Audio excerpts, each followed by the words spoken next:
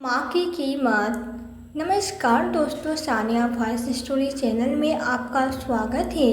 हमारी आज की कहानी है वृद्धा आश्रम। शहर के जाने माने वृद्धा आश्रम दिव्य धाम का दृश्य, जहाँ अमन नाम का एक 24 वर्षीय व्यक्ति अपनी 75 वर्षीय माँ को छोड़ने के लिए आया था। रिसेप्शन पे बैठी लड़की और अमन के बीच बहस चल रही थी। देखिए मैडम, मेरी बात समझने की कोशिश कीजिए। मेरे पास इतना समय नहीं है कि दोबारा अपनी माता जी को यहाँ लेकर आ सकूं, इसलिए आप इन्हें आज ही एडमिशन दे दीजिए। आप कहती हैं तो मैं अभी के अभी 1 लाख रुपए का चेक काट कर आपको दे देता हूँ। बस आप मेरी माता जी को यहाँ रख लीजिए। अरे सर, मैं एक बार आपसे कहा चुकी हूँ ना कि किसी भी हालत में आपकी माता जी को आज एडमिशन नहीं दिया जा सकता है। इस वृद्धाश्रम की संचालक फिलहाल शहर के बाहर गई है और कल शाम तक वापस लौट पाएगी, इसलिए आप अभी जाइए और कल अपनी माता जी को लेकर आ जाइए। रिसेप्शन पे बैठी लड़की ने कहा तो अमन बड़ी मुश्किल से अपने गुस्से को काबू करता हुआ बोला, अरे मैडम, आपकी बात समझता हूँ, लेकिन मेरी भी मजबूरी है। हम लोग बहुत दूर से आए हैं। 3 दिन बाद मेरी अमेरिका की फ़्लाइट है। अभी तो मुझे सारी तैयारियां करनी है। प्लीज़ मेरी सिचुएशन को समझने की कोशिश कीजिए। अभी यह बातें चल ही रही थी कि इतने में अमन का मोबाइल बज उठा। उसके बॉस का फ़ोन था। हेलो जी सर, अमन ने कहा तो दूसरी ओर से आवाज़ है, मिस्टर अमन, आपने अभी तक मुझे डॉक्यूमेंट ईमेल नहीं किए हैं, जबकि आपने कहा था कि आज दोपहर तक आप सारे डॉक्यूमेंट मुझे ईमेल के ज़रिए भेज देंगे। जी सर, अभी करता हूँ, अमन ने हड़बड़ाते हुए कहा तो उसके बॉस बोले, लेकिन मिस्टर अमन, आप अपने काम के प्रति इतने लापरवाह कैसे हो सकते हैं? नहीं सर, दरअसल मैं किसी परेशानी में फंस गया था। मैं अभी आपको इससे पहले कि अमन अपनी सफाई में कुछ कह पाता दूसरी ओर से फ़ोन कर चुका था। चिंता और परेशानी में डूबा अमन अपना सर पकड़ कुर्सी पर बैठ गया। अपने बेटे को इस तरह तनावग्रस्त देखकर पास बैठी देवकी जी व्याकुल हो उठी। अमन ने फिर से उस लड़की से कहा, मैडम, आप देख ही रही है कि मैं अब कितनी उलझनों में फंसा हुआ हूँ।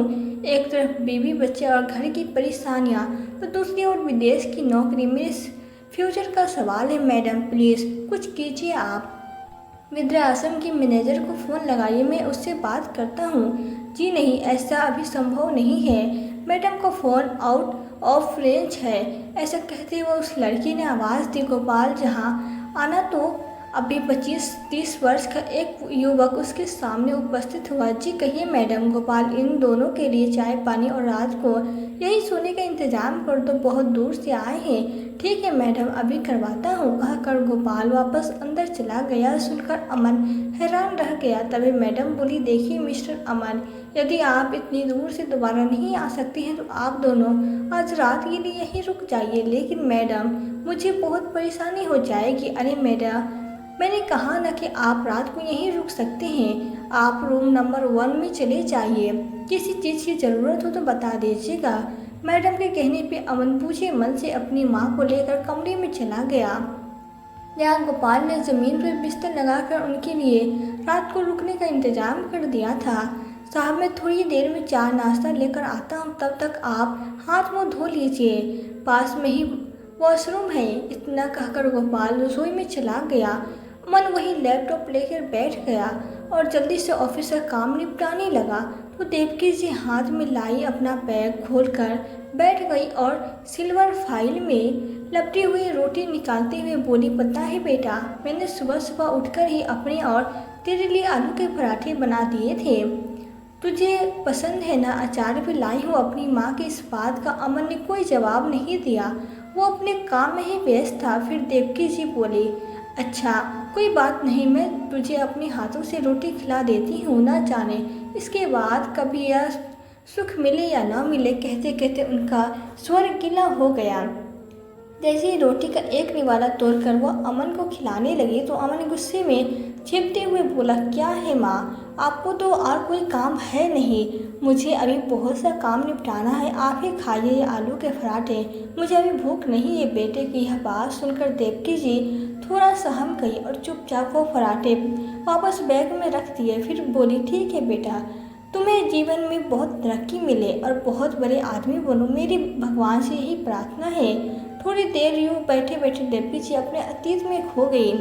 22 वर्ष की देवकी जी जब शादी करके अपने ससुराल आई थी, तभी से उसे जिम्मेदारियों के बोझ तले दबा दिया गया था। घर में कई सदस्य थे। एक ननद थी जो अपने पति को लेकर अपने मायके में ही समी हुई थी। उसका पति सास का बेहद लाडला था। इसके अतिरिक्त उसके एक जेठ और जेठानी भी थे, परंतु जेठानी बड़े घर से आई थी। जेठ भी खूब अच्छा कमाता था, इसलिए जेठानी सास की दोष की बिल्कुल परवाह नहीं करती थी। ले देकर सास का रौब देवकी जी पे ही चलता था। देवकी जी का एक पति छोटी मोटी प्राइवेट नौकरी करता था, कुछ खास नहीं कमा पाता था। घर का खर्च ससुर और जेठ की कमाई से ही चलता था। इस सब के कारण देवकी जी की हैसियत एक नौकरानी से ज़्यादा नहीं थी अपने ससुराल में, लेकिन इतना ही भी काफ़ी नहीं था। विवाह को कई साल बीत गए थे, परंतु देवकी जी की गोद अभी तक खाली थी। मन की पीड़ा तब और बढ़ जाती जब ससुराल वाले उन्हें बाँझ होने के ताने देते थे। आखिरकार विवाह के 12 वर्ष पश्चात भगवान ने उनकी प्रार्थना सुनी और उससे संतान सुख की प्राप्ति हुई, परंतु उनका बेटा अभी 1 महीने का ही हुआ था कि उसके पति की एक रोड एक्सीडेंट में मृत्यु हो गई। देवकी जी अंदर से पूरी तरह से टूट चुकी थी। अब उसके जेठ जेठानी भी परिवार से अलग हो गए। सास ससुर भी बहुत समय बाद स्वर्ग सिधार गए। ननद और नंदोई ने अलग घर बना लिया। देवकी जी अपने बेटे के साथ बिल्कुल अकेली रह गई, लेकिन उसने हिम्मत नहीं हारी। बेटे के पालन पोषण के लिए उसने लोगों के घरों में काम करना शुरू किया, लेकिन सारा काम करते हुए भी वो अपने बेटे को कभी अकेला नहीं छोड़ती। इतनी मुश्किलें सहन करने के बावजूद देवकी जी ने उसे पढ़ाया लिखाया और इतना काबिल बनाया कि उसे एक बहुत बड़ी मल्टीनेशनल कंपनी में नौकरी मिल गई। फिर उसकी मुलाकात अनु नाम की लड़की से हुई। दोनों एक दूसरे की ओर आकर्षित होने लगे और जल्द ही दोनों ने शादी करने का फैसला कर लिया। अनु मॉडल ख्यालात की लड़की थी। घर का काम करना उसे जरा भी पसंद नहीं था। जहाँ घर का सारा काम देवकी जी को ही करना पड़ता था, वहीं दिन भर घूमना फिरना, सहेलियों के साथ शॉपिंग या फिर अपने मम्मी पापा के घर चले जाना, यही उनकी दिनचर्या थी। किसी दिन घर पे रहती तो सहेलियों का अड्डा वहीं जमा जाता। यह सब देखकर देवकी जी को बिल्कुल पसंद नहीं था, लेकिन कहती तो किससे। बहू को समझाने लगी तो 2 टूक जवाब सुनने को मिलता और बेटा पत्नी का दीवाना था। खैर, जैसे तैसे जिंदगी की गाड़ी चल रही थी। समय यूं ही बीतने लगा। अमन और अनु की शादी को 12 साल बीत चुके थे। देवकी जी के 2 पोते थे, एक 10 साल का और एक 8 साल का। उधर अनु के मायके वाले अमेरिका में शिफ्ट हो गए थे। अब अनु ने भी रट लगा दी कि उसे भी अमेरिका में जाकर बसना है, वहाँ की हाई फाई लाइफ का मज़ा लेना है। संयोग से अमन की कंपनी ने उसे विदेश में नौकरी का ऑफर दिया। यहाँ से दुगनी तनख्वाह के लालच में अमन ने भी इस ऑफर को स्वीकार कर लिया। उसकी पत्नी अनु और दोनों बच्चे तो खुशी से फूली नहीं समा रहे थे। अमन अपनी माँ देवकी जी को साथ लेकर जाना चाहता था, लेकिन उनका वीज़ा रिजेक्ट कर दिया गया। इस पर अमन परेशान हो गया कि अब क्या किया जाए। उधर उसकी पत्नी अनु अमेरिका जाने की जिद पे अड़ी थी। उसने सुझाव दिया कि फिलहाल माँ जी को वृद्धाश्रम में भेज देते हैं और 1 साल बाद दोबारा वीज़ा अप्लाई करके उन्हें अपने पास अमेरिका ले जाएंगे। लेकिन अगर अगले साल भी वीज़ा न लगा तो, अमन ने कहा तो। पर उस पर अनु बोली, अरे तो क्या हुआ, लेकिन मैं तो कहती हूँ उनके लिए वृद्धाश्रम ही ठीक रहेगा। वह क्या करे कि हमारे साथ विदेश में जाकर, और तुम्हें भी अपनी माँ के बारे में सोच सोच कर परेशान होने की बजाय अपनी आने वाली ज़िंदगी पे ध्यान देना चाहिए। यह समय प्रैक्टिकल होकर सोचने का है, भावुक में बहकर इतना अच्छा मौका मत छोड़ो। अमन को भी यह बात ठीक लगी और अपनी माँ को वृद्धाश्रम भेजने के लिए तैयार हो गया। चाय बिस्किट लाया हूँ माता जी। गोपाल जी आवाज़ देवकी जी की तंड भंड हुई और वह वर्तमान में आ गई। देवकी जी चाय का कप उठाकर चाय पीने लगी तो अमन से बोली, अच्छा बेटा, कम से कम चाय तो पी लो। क्या माँ, एक तो मैं इतनी परेशानी में और आपको खाने पीने की सोच रही है। आज काम पूरा करके ना दिया तो बॉस की डांट सुनने को मिलेगी, और यहाँ इंटरनेट की रेंज बहुत ही नहीं थी। पहुंच ही नहीं रहा है। पता नहीं अब वृद्धाश्रम वालों ने भी अपने ही नियम बना रखे हैं। हद ही इतना भी नहीं समझते कि कोई बुजुर्ग है या दूसरे शहर से आया है। इन लोगों को बुजुर्ग को सहारा देना चाहिए, लेकिन यहाँ तो एक तरफ वृद्धाश्रम की मैनेजर घूमने को निकली हुई है, तो दूसरी तरफ जो मैडम यहाँ बैठी है हमारी बात सुनने को तैयार ही नहीं है। जब अरमान गुस्से में आकर यह सब बातें बोल रहा था, उस समय दरवाजे पर खड़ी वही हुई मैडम उनकी सारी बातें सुन रही थी। तभी अचानक उन्हें अपने सामने देख अमर अपनी बात पे पर्दा डालते हुए बोला, अरे वो तो मैं बस अब रहने दीजिए मिस्टर अमन, मैं जानती हूँ इस तरह के माहौल में कोई भी व्यक्ति चिड़चिड़ा हो जाता है। आप मेरे साथ चलिए, मुझे आपसे कुछ बात करनी है। ऐसा कहकर मैडम कमरे से बाहर निकल गई। अमन को लगा कि शायद मैडम ज़्यादा पैसे की डिमांड करेगी, इसलिए बाहर निकलते ही बोला, देखिए मैडम, अगर आप कहती है तो मैं 1 लाख की बजाय 1.5 लाख रुपए का चेक काट देता हूँ। तभी मैडम बोली, नहीं मिस्टर अमन, पैसों की कोई बात नहीं है। मुझे हैरानी तो इस बात की है कि बचपन में आपके पीछे आपकी माँ ने न जाने कितने ही ज़रूरी काम टाले होंगे, कितनी रातें जागते हुए बिता दी होगी, और आप उन्हें के लिए 1 रात तक नहीं रह सकते। यह सुनकर अमन की आंखें शर्मिंदगी से नीचे झुक गई। तो मैडम बोली, चलिए मैं आपकी यह समस्या भी हल कर देती हूँ। मैं आपकी माताजी को अभी के अभी एडमिशन दिला दूँगी। लेकिन क्या मैडम? लेकिन मिस्टर अमन, आपको मेरा एक छोटा सा काम करना होगा। मैडम की यह बात सुनकर अमन उन्हें प्रश्नवाचक निगाह से देखने लगा। तो मैडम बोली, हाँ, वृद्ध आश्रम में रहने में मोहनलाल नाम के एक बुजुर्ग व्यक्ति रहते हैं। आपको सिर्फ उनका पोता बनने का नाटक करना होगा। यह सुनकर अमन हैरान रह गया कि मैडम बोली, करीब 10 वर्ष पहले उनका बेटा उन्हें यहाँ छोड़कर ऑस्ट्रेलिया चला गया था अपनी पत्नी और बेटे को लेकर। तब से लेकर आज तक वो अपने पोते से मिलने को तरस रहे हैं। उन्हें उम्मीद है कि एक ना एक दिन वो उनसे मिलने ज़रूर आएगा। लेकिन मिस्टर अमन, आज उनकी तबीयत बहुत ज़्यादा ख़राब है। मुझे नहीं लगता कि अब उनके पास ज़्यादा समय है। यदि हो सके तो हमारा यह छोटा सा काम कर दो। सिर्फ एक नाटक ही तो है, लेकिन सोचिए, अपने पोते को नज़र पर देखने के लिए पल पल तरसती उनकी आंखों को कितना सुकून मिल जाएगा। अब मेरा यह काम कर दीजिए, मैं आपकी माताजी को अभी एडमिशन दे दूँगी। यह बात सुनकर अमियन ने कहा, लेकिन मैडम, मुझे तो उनकी पोती के बारे में कुछ भी मालूम नहीं है। उसका नाम क्या है, वो उन्हें क्या कहकर बुलाते हैं? अरे मिस्टर अमन, आपको उन्हें कुछ भी कहने की ज़रूरत नहीं है। बस इतना याद रखिएगा कि उनकी पोती का नाम रोहित है और आप मेरे साथ चलिए। कहते हुए मैडम उन्हें मोहनलाल जी के कमरे में ले गई। मोहनलाल जी के बिस्तर के पास रखी कुर्सी पे वही आश्रम में रहने वाले उनके एक बुजुर्ग दोस्त बैठे हुए थे। मोहनलाल जी, डॉक्टर ने कहा है कि दवाई समय पे लेने से तबीयत ठीक हो जाएगी, मोहनलाल जी के दोस्त ने कहा। तो कपकपाती आवाज़ में मोहनलाल जी बोले, कितनी बार भगवान से प्रार्थना करता हूँ कि मुझे उठा ले, लेकिन मौत है तो बुलाने पर भी नहीं आती। न जाने क्यों ईश्वर के कानों पर जू तक नहीं रेंगती। मोहनलाल जी के दिल में छिपा दर्द उनके शब्दों के जरिए बाहर आने लगा। अच्छा मोहनलाल, मैं थोड़ी देर में आता हूँ, कहकर उनके मित्र वहाँ से उठकर चले गए। दरवाजे पे खड़ा अमन मोहनलाल जी की सारी बातें सुन रहा था। तभी मैडम अमन को लेकर अंदर आए। अमन ने देखा कि पलंग पे एक बुजुर्ग कंकाल रूप में पड़े हुए थे। गाल अंदर गहराई में धंस चुके थे। बेजान आंखें जैसे चीर चीर कर उनके दुख और पीड़ा की कहानी कह रही थी, परंतु उनकी आती जाती सांस उनके जीवित होने का प्रमाण दे रही थी। उनके पास जाकर मैडम बोली, बाबा बाबा देखिए तो कौन आया है आपसे मिलने। तभी मोहनलाल जी अपनी आंखों को धीरे से खोला और बोले, कौन है बेटी? तो मैडम ने कहा, देखिए बाबा, आपका पोता रोहित आया है। क्या मेरा रोहित आ गया? कहते हुए बाबा की आंखों में एक चमक आ गई। हाँ बाबा, आपका पोता ऑस्ट्रेलिया से काश आपसे मिलने के लिए आया है। मेरा पोता आ गया मुझसे मिलने। इतने दिन तुझे मेरी याद नहीं आई, कितना बड़ा हो गया रे तू।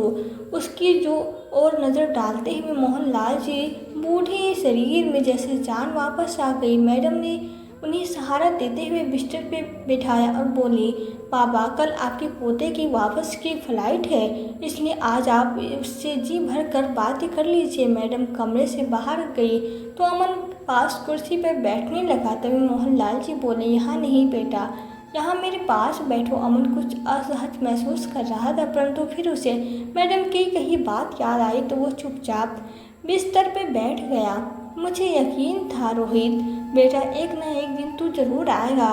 कभी भगवान मेरे शरीर से प्राण नहीं निकाल रहे थे, मुझे तुझे देखने को ही मैं अभी तक जीवित था, लेकिन बेटा तू कल ही वापस चला जाएगा। कितने साल मैंने ही तेरा इंतजार किया और मिलने के लिए केवल कुछ ही पल। बोलते बोलते बीच में ही मोहनलाल जी हाँफने लगे, परंतु पोते से मिलने का उत्साह इतना था कि सारी कमजोरी भूल गए, फिर से बातें करने लगे। अच्छा एक बात बता बेटा, तेरे पापा का क्या हाल है? उसे कभी मेरी याद नहीं आती, कितने साल हो गए उसे देखे हुए। यह बात सुनकर अमन कुछ बोल नहीं पाया। फिर मोहनलाल जी बोले, तुम्हारी माँ तो ठीक है ना? हाँ दादाजी, सब लोग ठीक हैं। पता है बेटा, यहाँ वृद्धाश्रम में अक्सर लोग मिठाई बांटने आते रहते हैं। कल भी किसी ने पोती को श्रम दिन पर तो उन्होंने वृद्धाश्रम में सभी लोगों को जलेबियाँ बांटी। उसी पल मेरी आंखों के आगे तेरे बचपन की तस्वीर नाचने लगी। ऐसा कहते हुए मोहनलाल जी ने पास पड़ी एक छोटी सी कटोरी उठाई जिसमें एक जलेबी रखी थी और अमन को देते हुए बोला, बेटा यह जलेबी मैंने तेरे लिए रखी थी। अमन ने अनमने ढंग से वो जलेबी उठाई। फिर मोहनलाल जी के पोप चेहरे पर हल्की सी मुस्कुराहट आ गई और बोले, बेटा तुझे याद है जब तू छोटा था तब सारा दिन मेरे इर्द गिर्द ही मंडराता रहता था। तुझे जलेबी खाना बहुत अच्छा लगता, लेकिन तेरी माँ तुझे ज़्यादा जलेबी खाने से मना करती थी, इसलिए हर रोज़ शाम को पार्क में टहलने के बहाने तू मेरा हाथ पकड़ के बाजार ले जाता और हलवाई की दुकान से जलेबी खाता। उस दौरान तू एक पल भी मेरा हाथ नहीं छोड़ता था और उसके बाद तूने मेरा हाथ ऐसा छोड़ा कि फिर कभी भी थामा। अपने बूढ़े कांपते हाथों की ओर देखते हुए मोहनलाल जी ने कहा तो अमन बोला, नहीं नहीं दादाजी, ऐसी बात नहीं है। दरअसल ज़िंदगी में परेशानियों की बहुत है, लेकिन फिर भी देखो मैं आपसे मिलने आया हूँ ना। लेकिन काम तो भी समय देना पड़ता है ना दादाजी। अब आपने काम को समय देने की कोशिश करो तो रिश्तों को समय नहीं दे पाते, और अगर रिश्तों में ध्यान दे तो काम छूटने लगता है। हाँ बेटा, गलती तो हमारी ही है। हम काम ही बोझ को रिश्ता समझते हैं और रिश्तों को बोझ। यह सुनकर अमन नजरें झुकाए चुपचाप बैठा रहा। फिर मोहनलाल जी बोले, लेकिन बेटा मुझे खुशी है कि तू कम से कम मुझसे मिलने तो आया। एक बात तो बताओ, तुम्हारी शादी हो गई क्या? मोहनलाल जी इस सवाल पे अमन सोच में पड़ गया। दिमाग में ख्याल आया कि अगर हाँ करता हूँ तो दादाजी अपने पुत्र वधू के बारे में पूछने लगेंगे। क्या हुआ बेटा, किस सोच में पड़ गया? तेरी शादी हुई या नहीं? मोहनलाल जी ने पूछा तो अमन बोला, अरे नहीं दादाजी, मेरी शादी नहीं हुई। अच्छा तो कोई लड़की पसंद कर रखी है तूने? अरे नहीं दादाजी, आप भी कैसी बातें कर रहे हैं? रोहित बोला, बेटा अब तू मुझसे छिपाएगा, तेरे बाप का भी बाप हूँ मैं। कहते हुए अचानक उनकी आवाज़ फिर से कांपने लगी और आंखों से आंसू टपकने लगे। फिर थोड़े अंतराल के बाद बोले, अभी तक तो तेरे पिता की खुशबू भी मेरे जहन में से नहीं गई, पर वो मुझे छोड़कर चला गया। लेकिन बेटा तू मेरी एक बात मानेगा? हाँ दादाजी बताइए। बेटा पिता को मुझे अकेला छोड़कर चला गया था, लेकिन तू कभी अपने माता पिता को बुढ़ापे में अकेला मत छोड़ना। वृद्धाश्रम में जब एक इंसान अकेला रह जाता है तो उसकी ज़िंदगी एक सज़ा से ज़्यादा और कहानी नहीं है। यहाँ वृद्धाश्रम में कितने ही ऐसे बुजुर्ग हैं जिनके बेटे बहू पोते पोतियाँ सब है, लेकिन फिर भी उनका अपना कोई नहीं। जीवन की इस पड़ाव पर आकर सारे रिश्ते मत्था लगने लगते हैं। यहाँ रहने वाले वृद्ध लोगों के हृदय में परिवार की यादें दिन रात सूल की तरह चुभती रहती है। अभी अमन और मोहनलाल जी की बातें चल ही रही थी कि अमन का मोबाइल बज उठा। उसने देखा उसकी पत्नी अनु का फ़ोन था। फिर बोला, अच्छा दादाजी अब आप सो जाइए, सुबह एयरपोर्ट जाने से पहले मैं आपसे मिलने आऊँगा। हाँ बेटा, तू भी थक गया होगा, जाकर सो जा। भगवान करे तुझे दुनिया की सारी खुशियाँ मिले। अमन ने बाबा के पैर छूकर आशीर्वाद लिया और बोझल कदमों से दरवाजे की ओर बढ़ा, लेकिन जैसे वो दरवाजे की चौखट लांग लगा, उसी समय एक घुटी हुई सी हृदय विदारक चीख उसे सुनाई दी। उस आवाज़ ने उसके दिल को भयभीत कर दिया। किसी अनहोनी की आशंका से उसने पीछे मुड़कर देखा तो मोहनलाल जी अपने बिस्तर पर निढाल हो गिर चुके थे। अमन जल्दी से उनके पास गया, उन्हें हिलाया, लेकिन उनके प्राण बेरुख उठ चुके थे। उस वृद्ध व्यक्ति ने कोई रिश्ता न होते हुए भी उसकी ऐसी हालत देखकर अमन की आंखों में आंसू बह निकले। उसने तुरंत मैडम को आवाज़ दी और मोहनलाल जी के बारे में बताया। काफ़ी देर अमन उदास होकर बाहर ही बैठा रहा, तभी दोबारा से उसका फ़ोन बजा। अमन ने फ़ोन उठाया तो उसकी पत्नी बोली, अरे इतनी देर से कहाँ हो तुम तो माँ जी को वृद्धाश्रम छोड़ने गए थे ना, फिर अभी तक आए क्यों नहीं? वो क्या है ना अनु, यहाँ वृद्धाश्रम के संचालक उपस्थिति नहीं है, जिस वजह से माँ का एडमिशन नहीं हो पा रहा है, इसलिए मैं अभी तक। अमन को डांटते हुए उसकी पत्नी अनु बोली, अरे कमाल करती हो तुम, आज एडमिशन नहीं हुआ तो कल हो जाता, इसके लिए तुम्हें वहाँ रुकने की क्या ज़रूरत थी? तुम्हें माँ को वहाँ छोड़कर वापस आ जाना चाहिए था। 3 दिन बाद हमारी फ़्लाइट है और तुम वहाँ अपनी माँ के पास बैठे, या तुम कैसी बातें कर रही हो अनु? वो मेरी माँ है, मेरी ऐसी कैसे छोड़कर आ सकता हूँ उन्हें? मैं कल सुबह जल्दी यहाँ से निकल जाऊँगा, कहते हुए अमन ने फ़ोन काट दिया। फिर जब वो अपनी माँ के पास कमरे में गया तो उसे उदास देखकर देवकी जी ने पूछा, क्या हुआ बेटा? अमन बेटा, कोई परेशानी है क्या? इतनी देर कहाँ लग गई? कुछ नहीं माँ, बैठे बैठे थक गया था तो इसलिए मैं बस बाहर टहलने चला गया था। अच्छा माँ, मैं मैडम हमें हॉल में बुलाया था। हॉल में किस लिए बेटा? मोहनलाल देवकी जी ने पूछा तो अमन बोला, खाना खाने के लिए माँ। इस आश्रम का एक नियम है कि यहाँ सब लोग एक साथ बैठकर खाना खाते हैं। हाँ बेटा, तूने तो सुबह से खाना ही नहीं खाया, भूख लगी होगी, ऊपर से काम का बोझ चलकर खाना खा लेते हैं। अमन अपनी माँ के साथ बाहर हॉल में आया, जहाँ एक बड़ी सी डाइनिंग टेबल पर खाना रखा हुआ था। एक एक करके सभी बुजुर्ग वहां आकर बैठने लगे। कुछ बुजुर्ग तो चलने फिरने में असमर्थ थे, जबकि वहां कुछ बुजुर्ग ऐसे थे जो शरीर से पूरी तरह से लाचार हो चुके थे। वृद्ध आश्रम में काम करने के लिए खाना डालकर उन्हें खिला रहे थे। अमन बड़े गौर से यह सब देख रहा था। उन बुजुर्गों पर एक नज़र डालने मात्र यह स्पष्ट हो रहा था कि वो यहाँ पर सुखी नहीं। हालांकि खाने पीने की सुविधा बहुत अच्छी थी, परंतु अपने बच्चों से दूर होने का गम और निराश का भाव उनकी आंखों में साफ साफ देखा जा सकता था। बड़ी मुश्किल से अमन ने थोड़ा सा खाना खाया और वापस अपने कमरे में आकर बैठ गया। थोड़ी देर बाद जब देवकी उसी कमरे में आई तो अपने बेटे के पास बैठते हुए बोली, क्या बात है बेटा, तूने तो खाना ही नहीं खाया? मेरा खाने का मन नहीं हुआ माँ, उदासी भरे स्वर में अमन ने कहा। और फिर बोला, माँ अब आलू के पराठे बनाकर लाई थी ना, मुझे वो खाने हैं। तो देवकी जी ने एक मुस्कुराहट के साथ अपने बैग में से आलू के पराठे निकाले और अपने बेटे को देते हुए बोली, पता है बेटा, जब तो छोटा था ना, हर रोज़ मुझे आलू के पराठे बनाने के लिए कहता था और जब मैं बनाती थी तो कहता था, माँ मुझे अपने हाथ से खिलाओ, जब भी आपके हाथों से खाता हूँ तो खाने का स्वाद 2 गुना हो जाता है, तो आज भी खिलाओ ना माँ, अमन ने कहा। तो देवकी जी मुस्कुराते हुए उसे अपने हाथों से खिलाने लगी। फिर भाव विभोर होते हुए अमन ने कहा, माँ याद है आपको जब बचपन में मैं एक बार गर्मियों में छुट्टी के में हम मौसी जी के घर गए थे, तो मैं वहीं गली में आस पड़ोस के बच्चों के साथ छुपा छुपी खेलने में लगा था। कोई कहीं तो कोई कहीं, मैं अभी बच्चों के साथ पास में ही गली में जाकर छिप गया। थोड़ी देर में बाकी सब बच्चे तो भाग गए, लेकिन मैं वहाँ गलियों में ही घूमता रहा। मौसी जी का घर कहाँ है मुझे पता ही नहीं चला। वो घटना आज भी याद करके देवसी बोली, हाँ बेटा, कहाँ कहाँ नहीं ढूंढा था तुझे, जैसे दोपहर से शाम, शाम से रात हो गई, लेकिन तू कहीं नहीं मिला। जिस बेटे को 2 पल भी अपनी नज़रों से ओझल होने नहीं देती थी, वो बेटा कई घंटों से गायब था। मैं पागलों की तरह तुझे यहाँ वहाँ ढूंढती जा रही थी। गलियों में भटकते भटकते आखिरकार अंधेरे में तू सामने से आता हुआ दिखा, तब जाकर मेरी जान में जान आई। हाँ, मुझे याद है। तुझे देखते ही आप दौड़ते दौड़ते मेरे पास आए, मुझे अपने सीने से चिपका लिया। कितना रोई थी आप। उस समय बात करते करते देवकी जी और अमन की आंखों में आंसू आ गए। बहुत लंबा अरसा बीत गया था माँ बेटे को इस तरह बैठकर बात किए हुए। जब से अमन की शादी हुई थी तब से लेकर आज तक तो वो सिर्फ अपनी माँ, पत्नी, बच्चों और नौकरी में ही व्यस्त रहता था। माँ के पास बैठने का न तो उसके पास समय था, न ही कभी उसे ज़रूरत महसूस हुई। बातें करते करते अमन अपनी माँ के गोद में सर रख कर ही सो गया।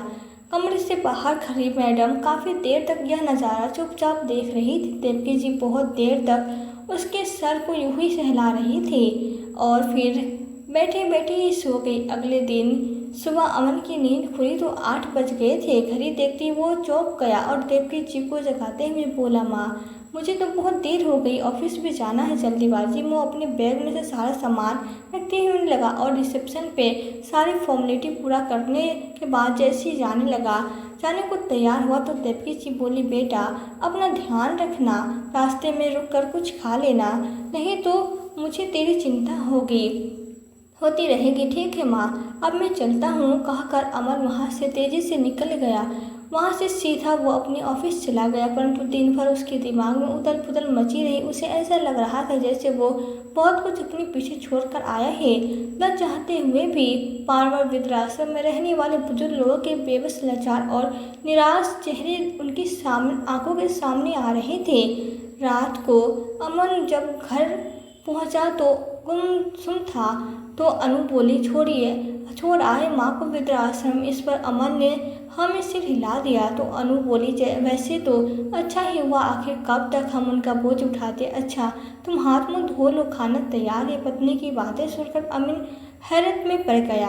अब तक तो उसका दिमाग उलझनों से घिरा हुआ था, लेकिन अब शायद उसके दिमाग में स्पष्ट हो चुका था उसका अगला कदम क्या होगा। अरे क्या हुआ, अभी तक फ्रेश होकर नहीं आए? तुम खाना ठंडा हो जाएगा, उसकी पत्नी ने कहा। तो अमन बोला, मुझे भूख नहीं है, और उठकर अपने कमरे में चला गया। रात को जब सब लोग सो गए थे लेकिन अमन की आंखों से नींद गायब थी। वो रात उसने बड़ी मुश्किल से काटी थी। अगले दिन सुबह सुबह अमन बिना किसी को बताए अपनी गाड़ी लेकर घर से निकल गया और ठीक 2 घंटे बाद वो उसी वृद्धाश्रम के सामने खड़ा था जहाँ एक दिन पहले वो अपनी माँ को छोड़कर आया था। जैसे अंदर की ओर गया तो सामने ही मैडम खड़ी थी जो बड़े इत्मीनान से उसकी ओर देख रही थी। कुछ बुजुर्ग लोग आंगन में टहल रहे थे। अंदर जाकर अमन यहाँ वहाँ देखने लगा। मैडम, मेरी माताजी कहाँ है? प्लीज उन्हें बुला दीजिए। तो मैडम बोली, देखिए मिस्टर अमन, अभी तो आपकी देवकी जी से बात नहीं हो सकती। क्यों मैडम, ऐसा क्या हो गया? अच्छा माँ, अभी तक सोई होंगी, कोई बात नहीं, मैं यहीं बैठता हूँ, जब जाग जाएगी तब उनसे मिल लूँगा। तभी मैडम ने कहा, नहीं मिस्टर अमन, वो सोई नहीं है, बल्कि वृद्धाश्रम की कुछ अन्य बुजुर्ग महिलाओं के साथ पास में ही बने मंदिर में पूजा करने के लिए गई है। दरअसल उन्होंने निर्जला उपवास रखा है अपने बेटे के लिए। अपनी सेहत और जीवन की परवाह किए बिना उन्होंने इस उम्र में भी जितिया का कठिन व्रत धारण किया है। इस समय वो पूजा में व्यस्त थे। आपकी लंबी उम्र और तरक्की के लिए भगवान से प्रार्थना कर रही है। मैडम की यह बात सुनती अमन की आंखों से अश्रु धारा बह निकली। तभी उसी सामने से देवकी जी हाथों में पूजा की थाली लिए आते हुए दिखाई दी। उन्हें देखते ही अमन माँ माँ कहते हुए उनकी ओर दौड़ा। आंसुओं से भीगा उसका चेहरा देखकर देवकी जी को वही घटना याद आ गई जब उसका 8 साल का छोटा सा अमन राह भटक गया था और माँ को देखते ही माँ चिल्लाते हुए उनकी ओर दौड़ता आया था। माँ, मुझे माफ़ कर दो माँ, मुझसे बहुत बड़ी गलती हो गई, मुझे माफ़ कर दो, मुझे माफ़ कर दो। आपने मेरे लिए क्या क्या नहीं किया। आपके प्यार और आशीर्वाद के भरोसे में जीवन में एक सफल इंसान बन पाया। बचपन में जो माँ मुझे 2 पल के लिए भी अकेला नहीं छोड़ती थी, उसी माँ को मैंने वृद्धाश्रम में रहने के लिए छोड़ दिया। लानत है मेरी जैसी औलाद पर। माँ के पैरों में गिरकर अमन जितना बोल रहा था उससे ज़्यादा रो रहा था। देवकी जी ने उसके आंसू साफ करते हुए उसे उठाया तो अमन बोला, चलो माँ, अब घर चलते हैं। तभी मैडम बोले, देखिए मिस्टर अमन, आप ऐसे नहीं जा सकते। इन्हें वृद्धाश्रम से ले जाने के लिए आपको मैनेजर ऑफिस में जाकर सारी फॉर्मेलिटी पूरी करनी होगी। ठीक है मैडम, आप मुझे मैनेजर से मिलवा दीजिए। मैडम उन्हें मैनेजर के ऑफिस में ले गई। ड्राई मी से एक पेपर निकालते हुए साइन करने के लिए अमन को दिया और सामने खड़ी कुर्सी पर बैठ गई। यह देखकर अमन हैरत में पड़ गया और बोला, यहाँ की मैनेजर अभी तक आई नहीं? तो मैडम बोली, मिस्टर अमन, इस वृद्धाश्रम की मैनेजर मैं ही हूँ। लेकिन मैडम, 2 दिन पहले तो आपने कहा था कि मैनेजर छुट्टी पे गई है। तो मुस्कुराते हुए मैडम बोली, वो सब झूठ था और यह झूठ मैंने इसलिए बोला था ताकि आप एक रात यहाँ रुके और देखें कि उम्र के इस पड़ाव में परिवार से अलग होकर एक इंसान की हालत क्या हो जाती है। यहाँ आने वाले हर सब लोगों को मैं एक मौका देती हूँ और यहाँ लोग खुशनसीब होते हैं जो इस मौके को संभाल लेते हैं। रिश्ता आपको अपनी अहमियत होती है।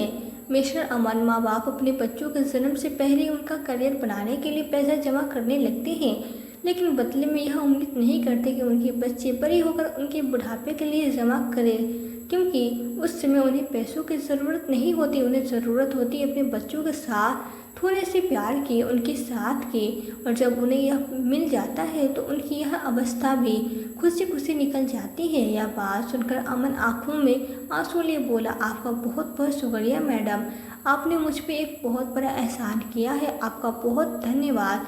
अपनी माँ को लेकर अमन जैसे वृद्धाश्रम के गेट पे बाहर जाने लगा तो तभी बुजुर्ग टकटकी लगाकर उन्हें जाते देख रहे थे। कुछ बुजुर्ग तो उनके बाहर तक छोड़ने भी आए। वह सब सोच रहे थे कि काश उनके जीवन में भी एक ऐसा दिन आए जब उनका कोई अपना पश्चाताप और आत्मग्लानि से भर कर यहाँ आए और उन्हें अपने घर वापस ले जाए। जैसे देवकी जी अपने बेटे अमन के साथ गाड़ी में बैठी तभी अमन के पास फ़ोन आया। अरे सुबह सुबह मुझे बिना बताए कहाँ निकल गए थे? कितनी बार तुम्हें फ़ोन किया लेकिन तुम हो कि फ़ोन उठाते ही नहीं हो। उसकी पत्नी ने कहा तो बोला, मैं वृद्धाश्रम से माँ को लेकर वापस आ रहा हूँ। क्या कह रहे हो? तुम माँ को वापस ला रही हो? अरे उन्हें रहोगे कहाँ, हमें तो विदेश जाना है ना। मैं बता देती हूँ, विदेश जाने का प्रोग्राम मैं हरगिज़ कैंसिल नहीं करूँगी। जहाँ से ला रहे हो वहीं वापस छोड़ कर आओ उन्हें। अनु ने कहा तो अमन बोला, बिल्कुल नहीं, मैं अपनी माँ को अकेले छोड़कर अमेरिका नहीं जा सकता। तुम्हें जाना है तो जा सकती हो, मैं तुम्हें छोड़कर क्यों तैयार ही हूँ, लेकिन अपनी माँ को नहीं। कहते हुए अमन ने फ़ोन काट दिया और मन ही मन ठान लिया कि अब चाहे जो भी परिस्थिति हो वो अपनी माँ का साथ कभी नहीं छोड़ेगा।